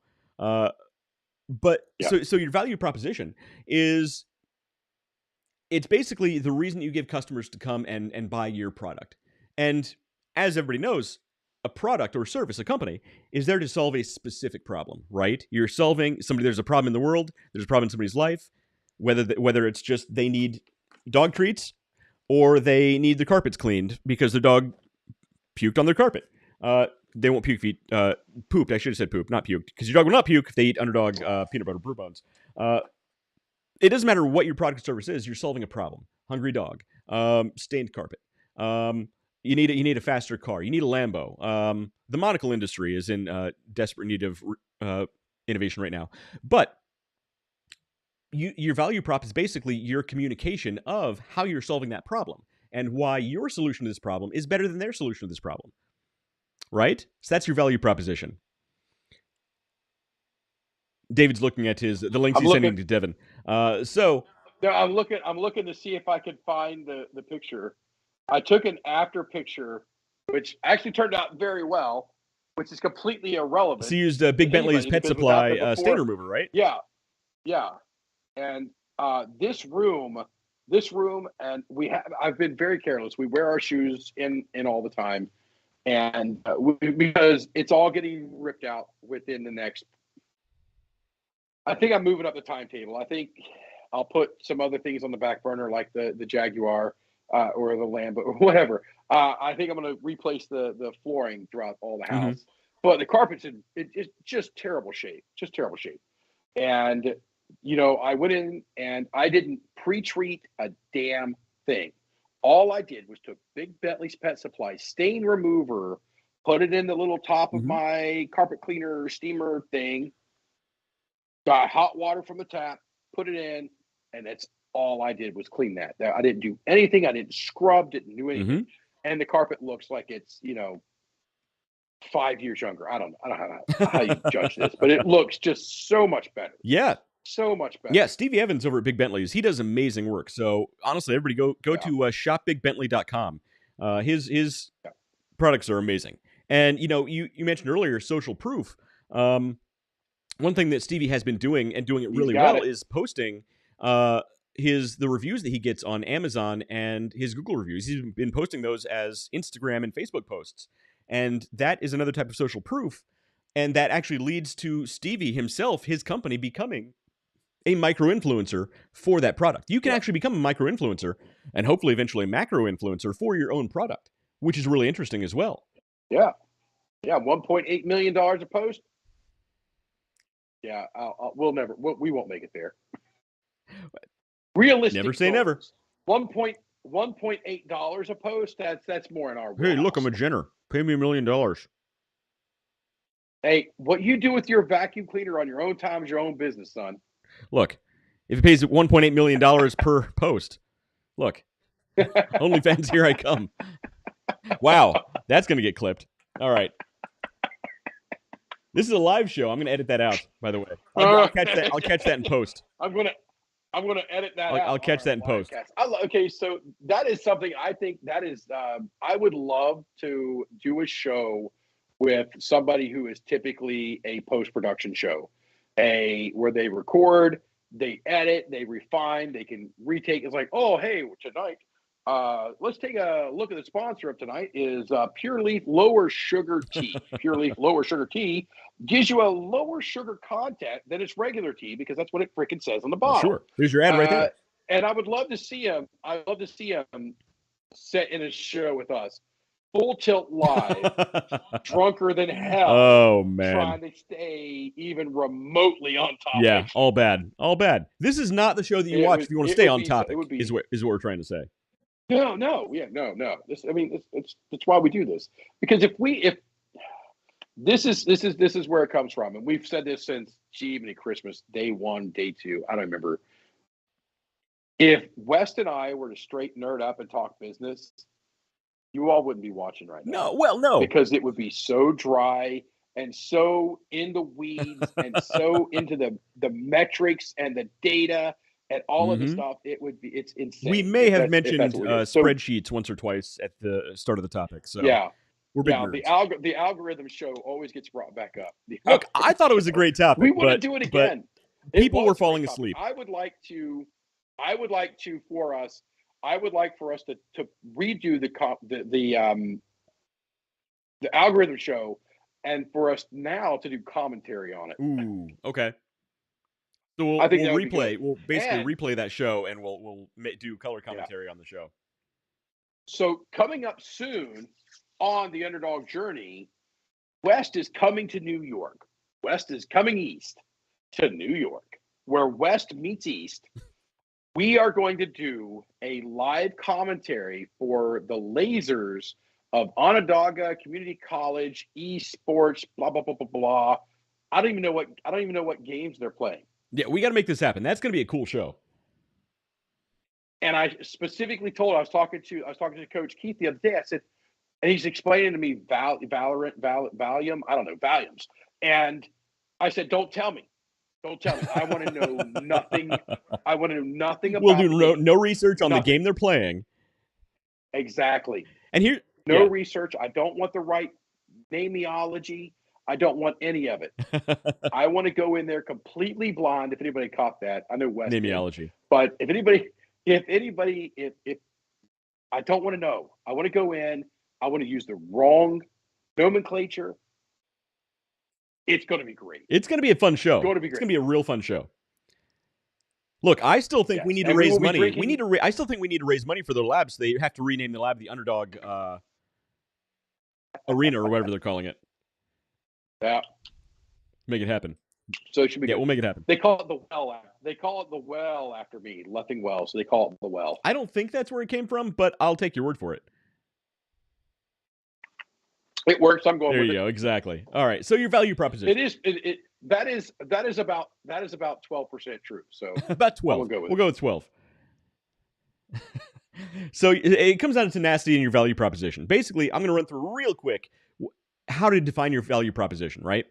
Because we've talked about this before, and we don't need to get too deep into the weeds, although we totally could on each one of these points.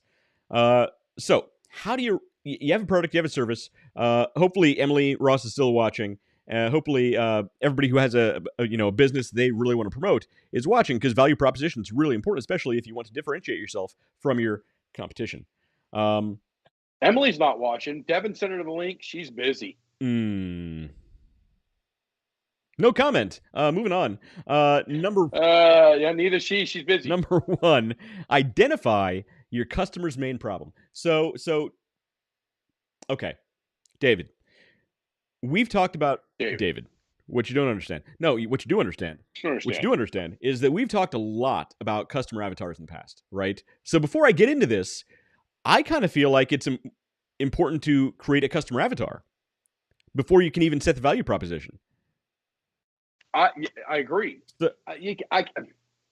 There is never a time when you're going to come to me and go, David, customer avatar. What do you think? We should create a customer avatar. You're never going to say, nah. And I'm not going to say, yeah, let's freaking do it. I don't care. You're like, hey, I want to know whether if we change this LED from red to slightly lighter red. What's the customer avatar going to think about that? Crimson.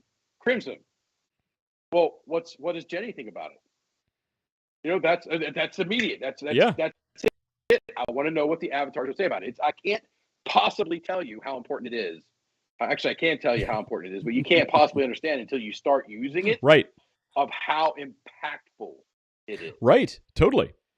So customer avatar, real quick, is basically you're building out your entire customer profile.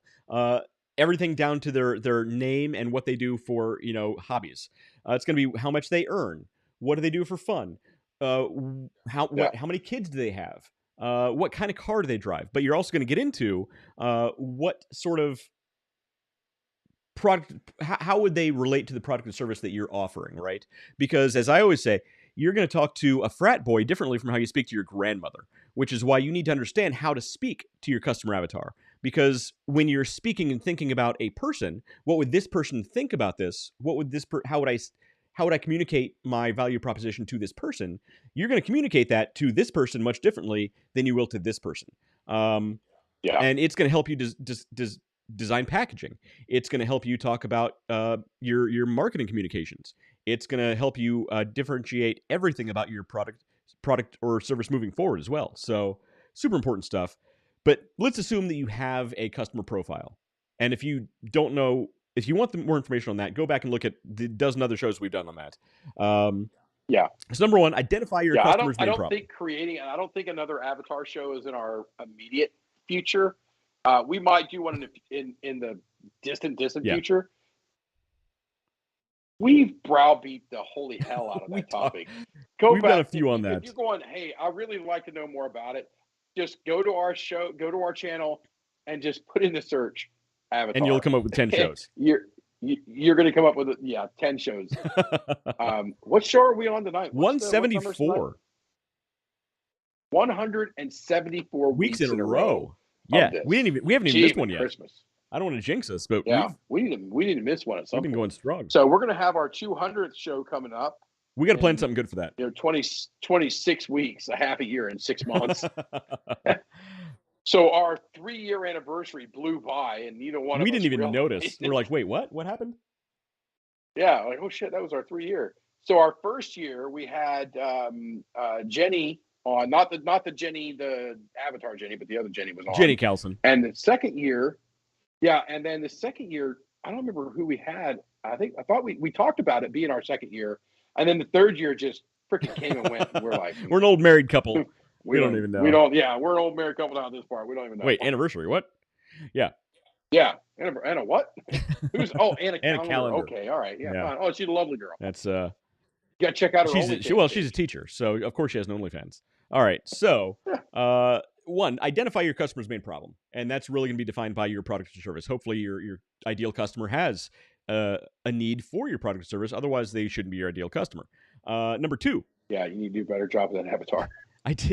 Identify all of the benefits of your product or service. So basically, list them all out and think about how they relate to that specific customer avatar.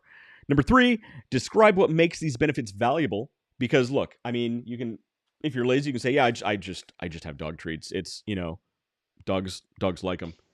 But no, guess what? I can go into the limited ingredients. I can go into the local ingredients. I can go to the brewer's grains, all the health benefits from those. I can talk about how 20% of all profits go to local pet rescues. I can list all of the important, valuable things about this product, and I can hopefully relate them back to my customer avatar directly.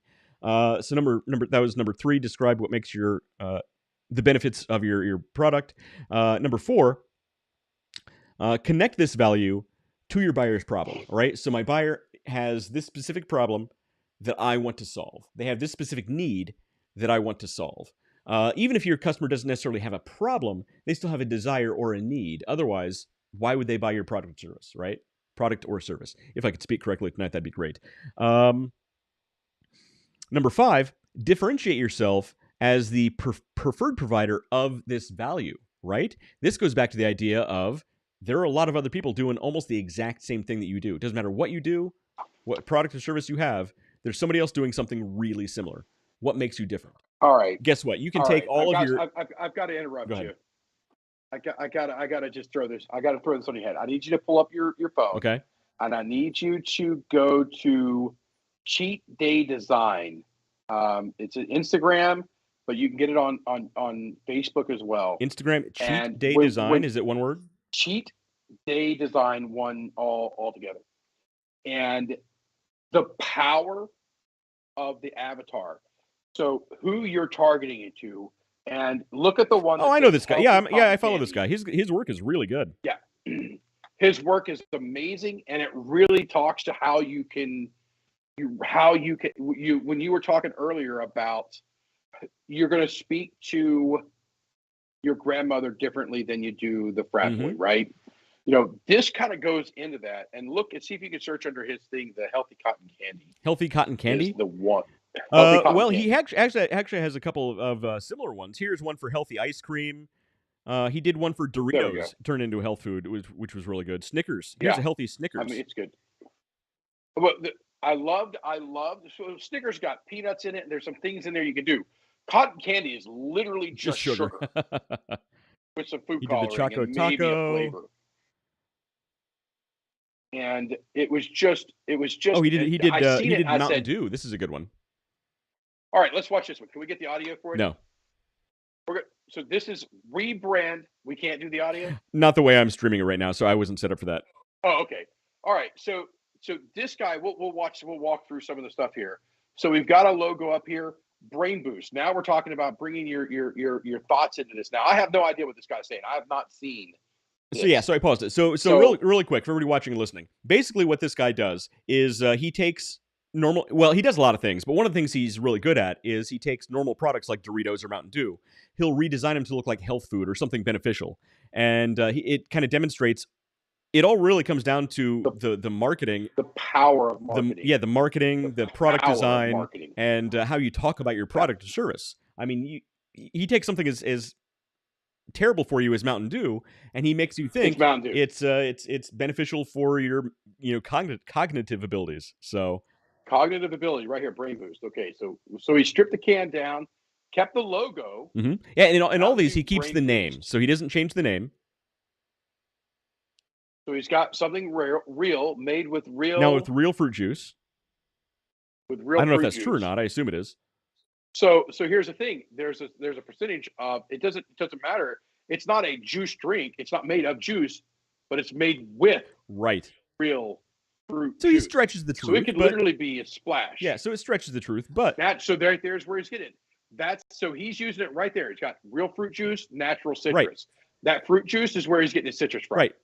And that's what he turned Mountain Dew into. And look, if Mountain Dew created this and marketed this it could be the exact same product, but marketed it differently as a brain booster, whatever. Look, people would buy it. I guarantee you, people would buy this. Yeah. So he has a lot of these. And a lot of them. I want to see if I can go through here and get. Is there a fast forward on this?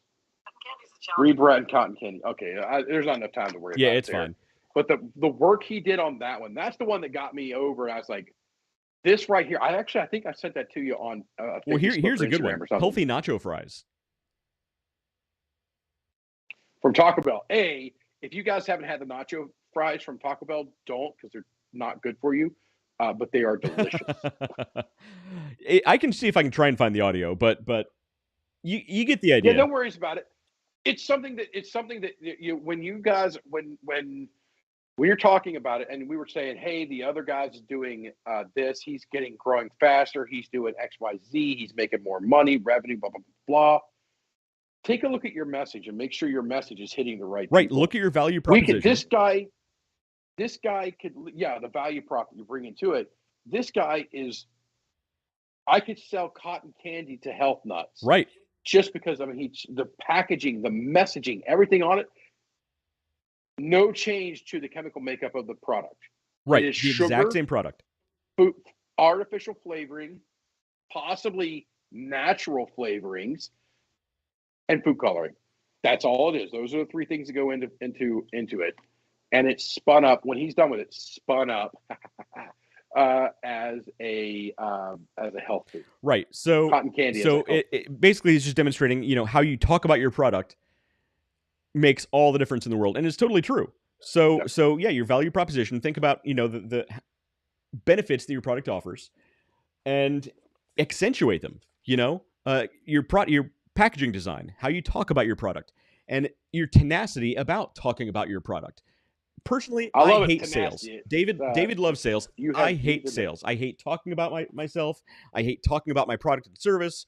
I hate going out and talking to random people that I don't know. If it was up to me, I'd live in a cave somewhere. I never talk to another human being. But guess what? That's not how the world works. And when you can get over that hesitation and actually talk about your value proposition, and if you talk about it correctly to the right people enough, guess what? You're going to sell your product or service.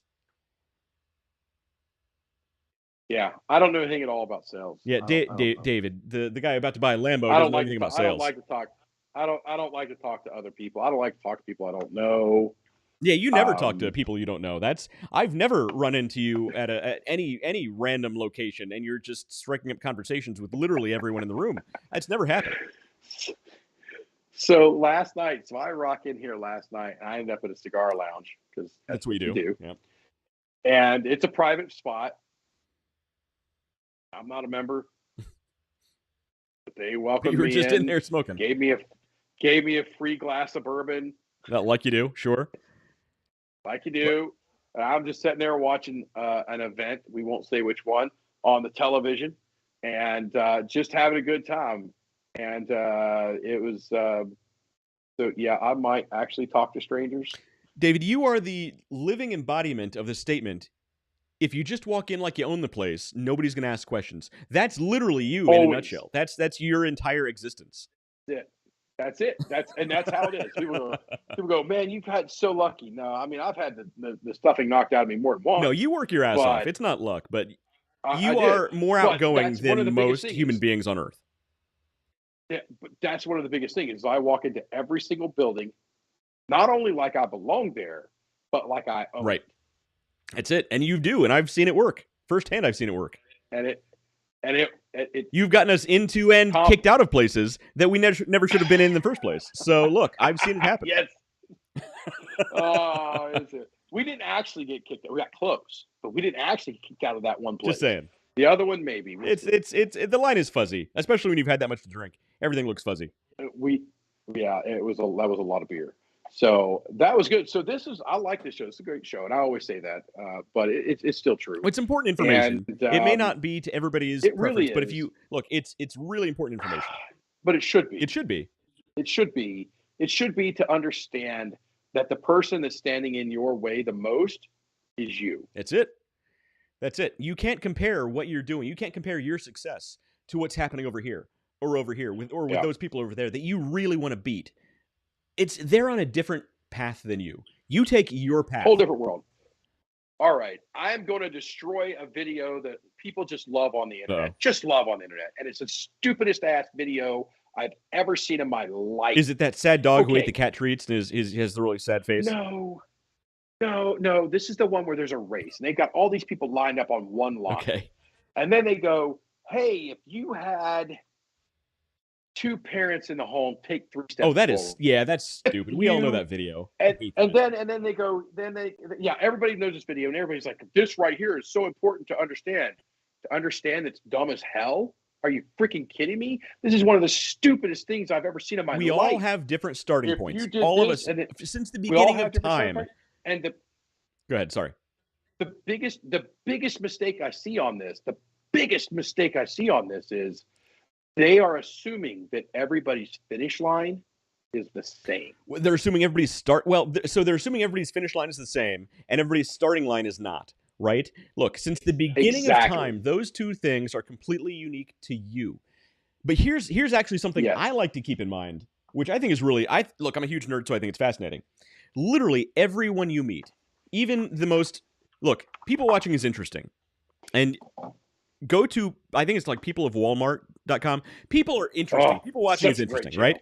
But here's what you have to remember. Everyone alive today, every human being, no matter how physically awesome or hilarious, you need to remember all of us are the descendants of murderers, of pirates, of cavemen who beat each other to death with clubs.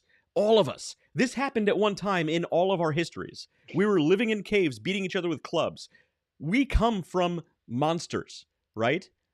And his ancestors were beating each other with clubs, and now he's beating himself with a vacuum cleaner.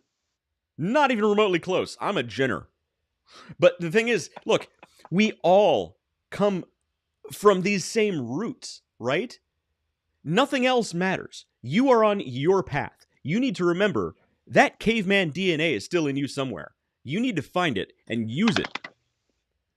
That's what it comes down to.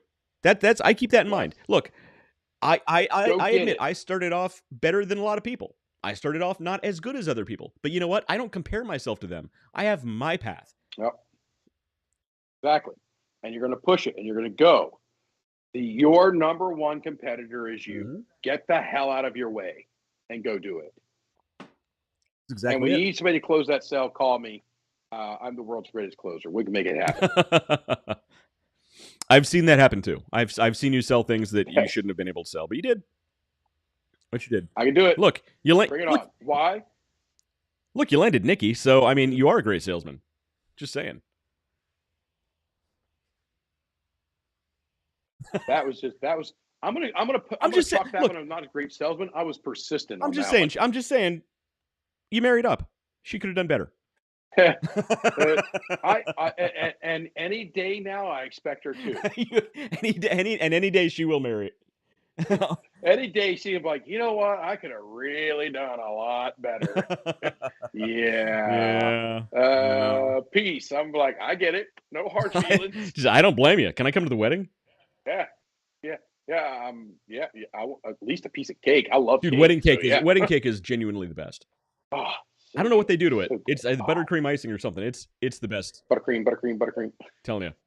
It is really good. So it's 10:16, man. We really put a hurt on It's 10:16. I'm getting hungry. And I'm not going to be pulling Matt Harmon and start eating dog treats. Yeah, don't do that. No. It's not good. We cannot condone that. Yeah, no, I cannot. Because of him, I'm actually going to start putting on my packaging. Not for human consumption. So. Yeah, let's see here. Noah consistency says, over time equals success. Noah, exactly. That's why you need to send this kid some Taco Bell. Everybody. Noah Leffingwell's Venmo is Noah hyphen Leffingwell on Venmo. So look him up. Kid needs some Taco Bell money. Kid ain't without. His stingy Lambo driving, monocle wearing dad won't send him Taco Bell money. He's practically homeless. So look. He upgraded dorms. Look, I had to pay more for his dorm. He's playing college football. He's wasting away. He needs to keep the the nutrition coming in. He's and nothing receiver. Says nutrition he like Taco Bell. Wasting away.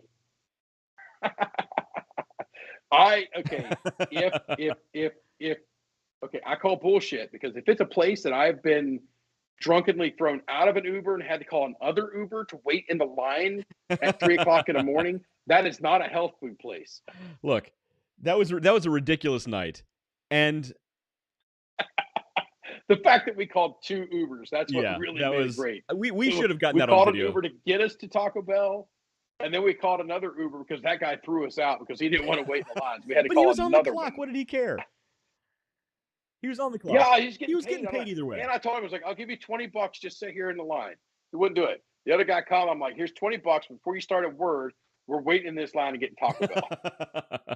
Well, and that was only because I convinced you not to start knocking on windows of other cars who were already in line. We could have gotten it easier. You were either going to get a shot or arrested, or both. Never mind. Our wives might watch us later. No. All right, it's time to move on. Yes, indeed. Vacuum cleaners at all. Everybody watching. Ladies, gentlemen, vacuum cleaners of all brands. West. Go to UnderdogPlus.com. Check out some peanut butter brew bones. I am going to have the new flavors on there, hopefully very, very soon. We're going to have apple crunch, apple bacon, and pumpkin spice, along with the traditional, the normal peanut butter brew bones. Yeah. And if you love your dog at all, you will buy some of these because they are amazing. That's all I got to say. So I need to put an order in and get some over for me, but don't ship them. I'll probably put the order in, but I'll just grab them when I'm over there in a couple weeks. And then I'm going to send, we have a viewer who has some amazing puppy dogs who does some hunting and stuff. And I think they're low on puppy dog treats. So we need to get them some more puppy dog Definitely. treats. So we'll ship some down. Absolutely. Right? Will do. All right. I've been Wes. This guy's been David. Matt Harmon's out sick. So wish him a speedy recovery. And we'll see you guys next time. Later.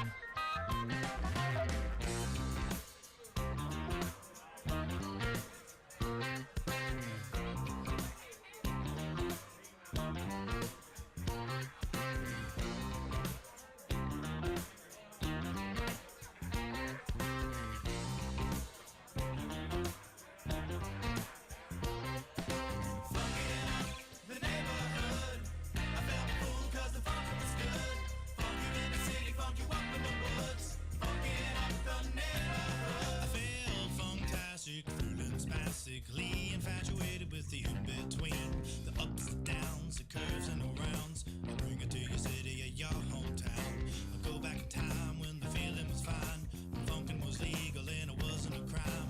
Party people lined up and down the way, a bigger celebration than your birthday. Funkin' up the neighborhood, I felt the fool 'cause the funkin' was good. Funk you in the city, funk you up in the woods. Funkin' up the neighborhood.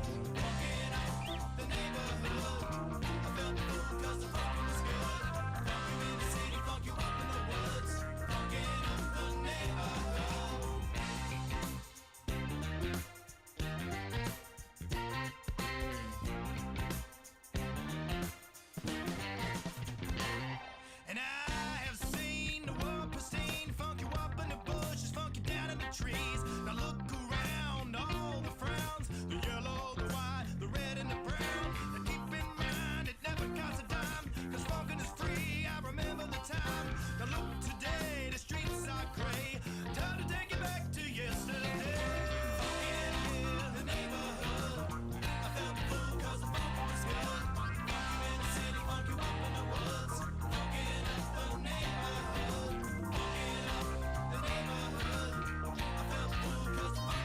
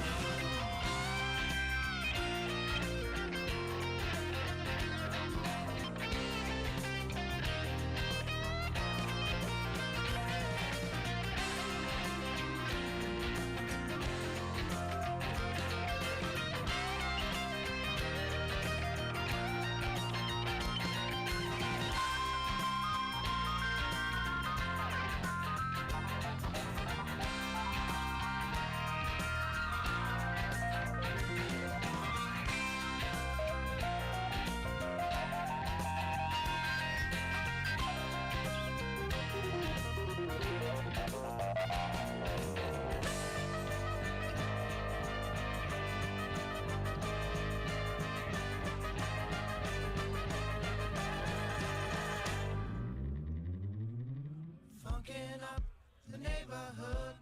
I felt full cause the funkin' was good. Funk you in the city, funk you up in the woods. Funkin' up the neighborhood. Funkin' up the neighborhood. I felt full cause the funkin' was good. Funk you in the city, funk you up in the woods. Funkin' up the neighborhood. Funkin' up the neighborhood. I felt full cause the funkin' was good. Funk you in the city, funk you up in the woods.